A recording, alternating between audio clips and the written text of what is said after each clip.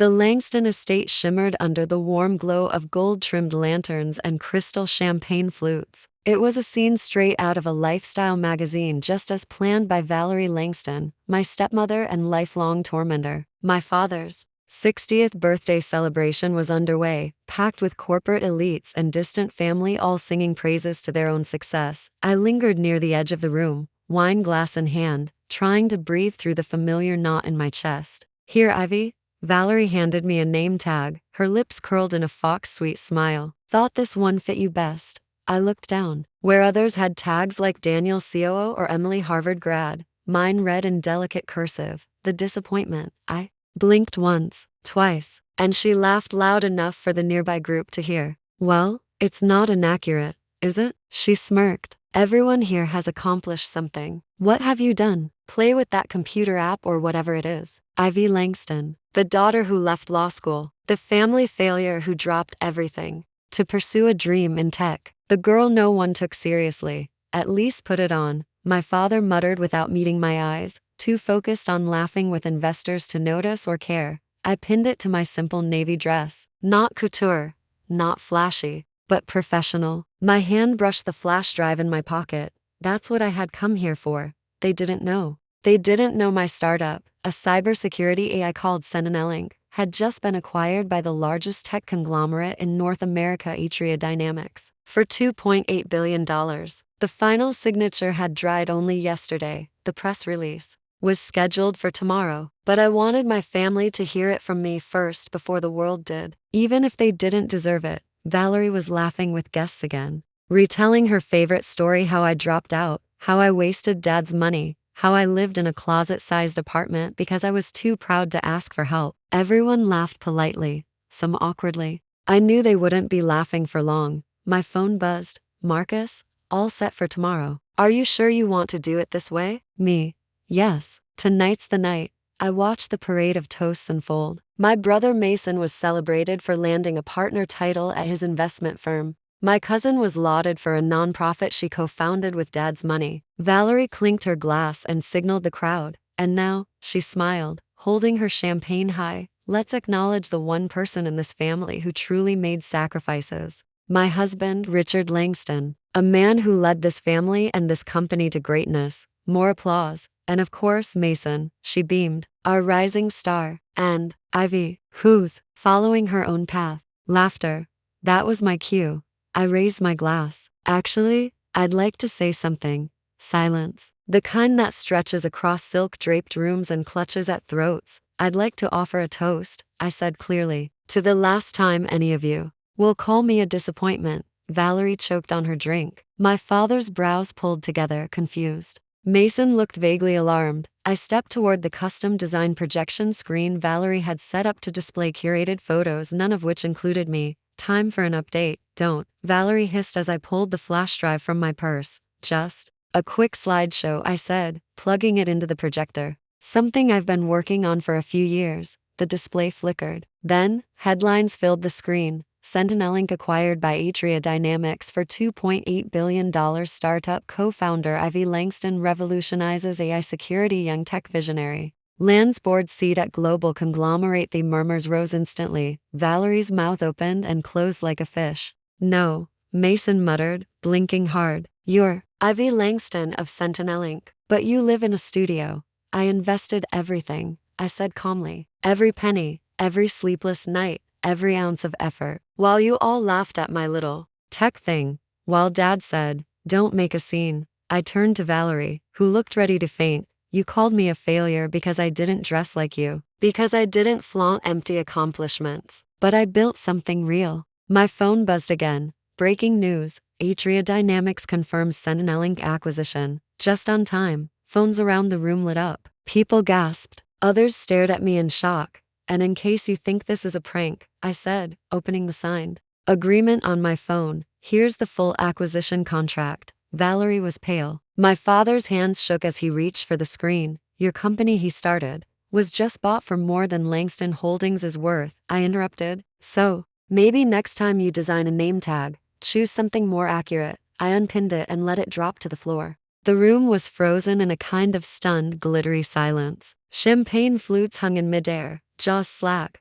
phones buzzing like an anxious hive. I could see guests, some of whom had laughed at me just minutes ago, scrambling to check the headlines, refreshing news apps, comparing the glowing articles about Sentinelink to the real breathing woman now standing before them in a $40 dress from a local boutique. I let them soak it in. Is this some elaborate prank? Valerie's voice finally broke through the silence, her heels clicking across the floor like sharp punctuation. Marks, this has to be a joke. You're not capable of something like this. I looked her square in the eye. Atria Dynamics didn't seem to think so. And they've invested $2.8 billion into the idea that I am. Her expression twitched. Her world, meticulously curated, ruthlessly controlled, was splintering. She wasn't used to being wrong, definitely not publicly. Mason stepped forward, his voice tight. But, you live in that tiny apartment in Silver Heights. You drive a car that barely starts. I smiled. Because I invested every dime I had into Sentinelink. I lived lean. I sacrificed. I built. While you all measured success in suits and titles, I was writing code at a pitching to investors who said no 100 times before one said yes. But you dropped out, my father said. I still locked on the press release glowing from his phone. I dropped out of law school, I clarified. Not life. I dropped out because I had a vision, and I chose to chase it. The next slide. On the projector was one I had added at the last minute, a photo of my first home office. A cramped desk wedged between a mini fridge and a coat rack. Then a screenshot of the Sentinelink prototype. Then a timeline of the company's growth, proof, evidence, vindication. Valerie staggered back a step. You should have told us, she snapped, voice rising. You let us embarrass ourselves in front of our guests. I tilted my head. When exactly would you have listened? Before or after you assigned me a name tag that read disappointment? That? Shut her up. I turned to the crowd now, those same relatives who had dismissed me at holidays, the business partners who'd referred to me as Richard Langston's weird daughter, the friends of the family who never bothered to ask what I did.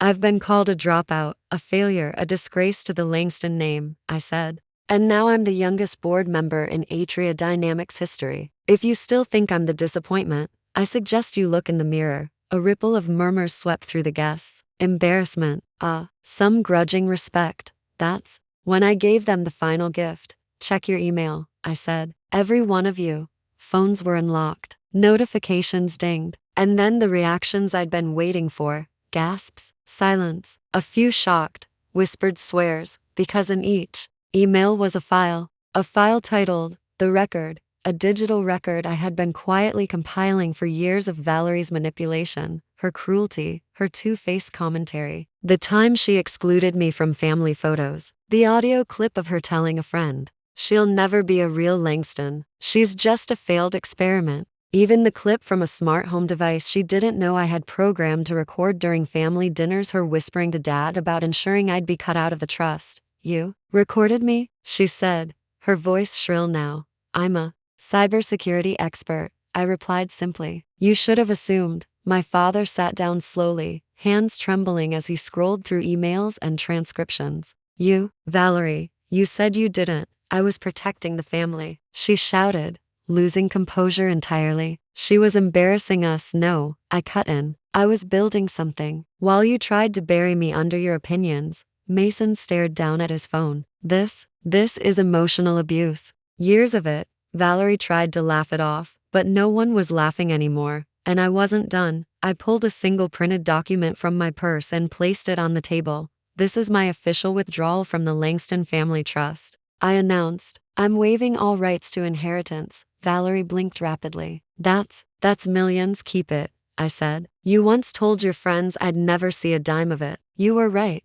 My father stood up. Then, Jessica Ivy, I corrected, meeting his eyes. Jessica Langston is the girl you stopped seeing the moment you married her. Ivy is the woman who built an empire while you watched and said nothing. His mouth opened but closed again. There were no words that could erase what he had ignored. Enjoy the party, I said. I've got a board meeting to prepare for. I started walking toward the grand entrance, my heels echoing off the marble floor. But just before I reached the door, I turned back. Oh, Valerie? She looked up, pale. You might want to check with the club, I said sweetly. Atria just bought it. I'm reviewing all the membership renewals personally, and with that, I stepped into the night air, leaving behind the woman who once mocked me, the father who failed to defend me, and a room full of people who had no idea the so-called disappointment was now the most powerful person they knew. 3 days after the party, my story was everywhere. Ivy Langston, the AI architect who outsmarted Silicon Valley, from family black sheep to cybersecurity royalty, startup queen Ivy Langston shocks tech world with $2.8 billion exit. My inbox was flooded, venture capitalists wanting to invest in my next project, universities asking me to guest lecture, journalists begging for exclusives. My LinkedIn exploded overnight. Suddenly, everyone who had once dismissed me was now desperate to know how I'd done it. Valerie tried to control the damage, of course. She issued a statement calling the birthday party an unfortunate misunderstanding, claimed the name tag was meant playfully, claimed I had taken things out of context. The internet wasn't buying it.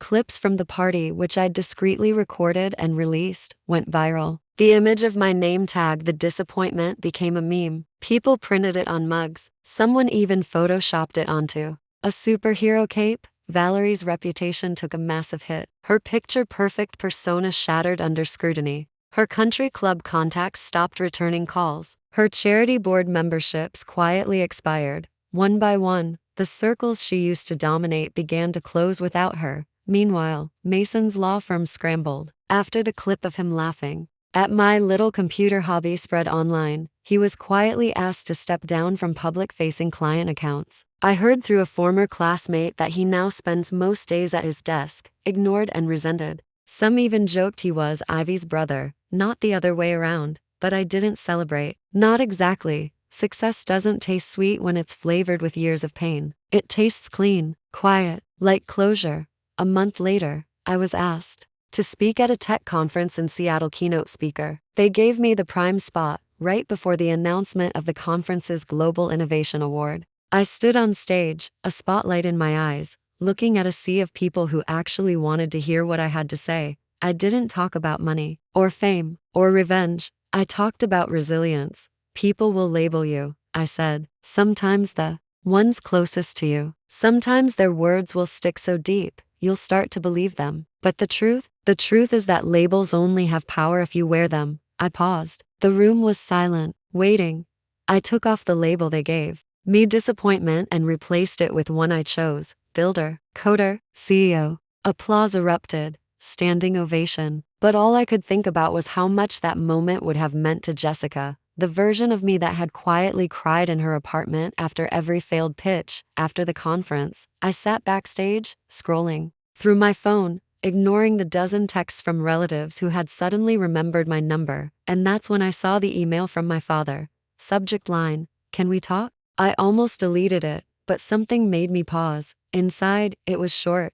Ivy, I know I've said too little too late, but if there's any way to start over, even a small one, I'd like to try. No pressure. Just know I'm here, proud of you. Always should have been. Dottie didn't reply, not yet. Instead, I closed my laptop, stepped out into the Seattle rain, and took a breath of clean air. I wasn't the disappointment anymore. I never had been. They were just too blind to see what was always there. I didn't respond to Dad's email, not yet, but I read it more than a dozen times over the next week. Each word felt like a crack in the foundation of the fortress I had built around my heart. The part that wanted to forgive him warred with, the part that remembered every time he stood silent while Sandra humiliated me. Then, an unexpected call came. "Miss Langston?" The voice was shaky. "This is Mrs. Reyes from Briarwood, your stepmother. She's here. She asked for you." Briarwood, the exclusive private clinic where society's elite went when their reputations or health began to crumble. I hadn't heard from Sandra since the party. I assumed she'd been hiding, avoiding the press, the judgment, the shame. I wasn't sure why I went. Curiosity, maybe. Closure. When I arrived, she was thinner, paler, her signature blowout now a tired bun. Her eyes, always sharp with condescension, looked strangely human. "Ivy," she said, voice hoarse. "You came." "I'm not here for apologies," I said flatly. She laughed weakly. "Oh, don't worry. I've learned not to offer what won't matter. They all left, you know. The ones who came for the parties, the name, the illusion, gone." I didn't answer. She looked up at me. "You destroyed me." I tilted my head. "No, you did that. I just stopped protecting you from the consequences." Sandra looked away. Funny, all that time, I thought you were weak, sensitive, lost. I had no idea you were building a kingdom while I was busy guarding a crumbling estate. There was a long silence between us. Then she said something I never expected. Thank you. For what? I asked sharply. For showing me what power actually looks like. What it means to earn respect instead of demand it. I don't deserve forgiveness. I know that. But I hope you find peace. I left the clinic feeling nothing like triumph. No vengeance. No anger. Just freedom. I wasn't seeking her approval anymore. Or anyone's. A week later, I finally called Dad. He met me at a quiet cafe. No press. No expectations. When I walked in, he stood, nervous, hesitant. Ivy, he said. I held up a hand. Don't apologize, I said. Just listen. And I told him everything. From the first line of code to the last rejection letter. From the sleepless nights to the morning the acquisition deal was finalized. He didn't interrupt. Once. I was wrong, he said finally. About Sandra. About you. About everything. I failed you. Yes, I said calmly. You did. But I want to do better now, he added. If you'll let me. I nodded slowly. Then prove it. That night, I sent him a login to one of our beginner tech courses. The same ones we offer to kids learning to code. It wasn't about revenge. It was about building something new. 6 months passed. In that time, Phoenix Innovations, my company, launched a new cybersecurity platform powered by the Quantum Sentinel engine. The same AI I had once written late at night in my cramped apartment. The product outperformed every industry benchmark. We inked global contracts, earned features in Forbes, Wired, and TechCrunch. Investors who once ignored my emails were now requesting meetings I didn't have time for. But what mattered more than the business wins was how I chose to write the next chapter. I still drove my modest hybrid, still wore clothes based on comfort, not labels. I didn't move to a new place I didn't need to. Success had never been about optics. Then one rainy Thursday afternoon, I got an unexpected visitor at HQ. My receptionist buzzed me. Miss Langston, there's a Mr. David Sterling here. Says he's your stepbrother? I raised an eyebrow. I hadn't spoken to David since the birthday party. Send him up. He entered looking as polished as ever, sleek suit, watch gleaming. But there was a weariness behind his eyes I hadn't seen before. Ivy, he said, you've been busy. Unlike some people, I replied calmly. I had no trust fund safety net. He smirked faintly. I deserved that. I waited. I wanted to say, I was wrong. About you. About everything. I thought you were wasting your time. But clearly, I was the one wasting mine chasing titles while you built something real. I said nothing. He looked down at his hands. Sandra's gone. She left the country. Couldn't face the scrutiny. Dad's trying. Really trying. He even passed your coding quiz. Barely. I cracked a smile despite myself. Barely is still passing. David looked around my office. I used to think you were weak because you didn't fight back the way Sandra did. But you weren't weak. You were just quiet, patient. I nodded. I was building. She was breaking. He sighed. I don't deserve anything from you. But if there's ever a chance to work with you, learn from you, I'd be honored.